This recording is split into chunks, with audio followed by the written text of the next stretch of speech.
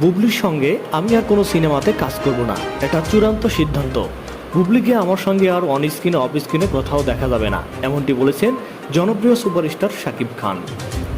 আপনারা যদি লিডার আমি বাংলাদেশ সিনেমার সুরমা সুরমা গানটি দেখে থাকেন তাহলে খেয়াল করবেন একটা রোমান্টিক গান, তবে দুই শিল্পীর অনেকটা দূরত্ব ছিল, কাছাকাছি দেখা যায়নি তাদের।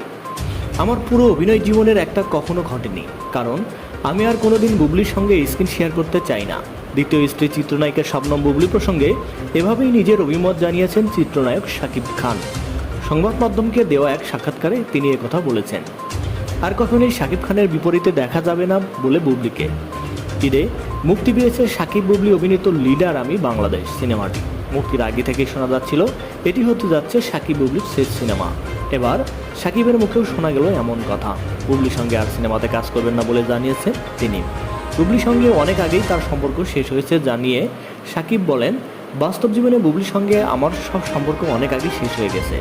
তার জীবন তার। সংবাদ পাঠিকা থেকে 2016 সালে শাকিবের হাত ধরে বসগিরি সিনেমার মাধ্যমে ছিলেন শবনম বুবলির চরিত্রের অভিষেক হয়। প্রথম সিনেমা দিয়েই ব্যাপক প্রশংসা কুড়ান এই জুটি। তারপর একের পর এক সিনেমায় জুটি হয়ে অভিনয় করেন তারা।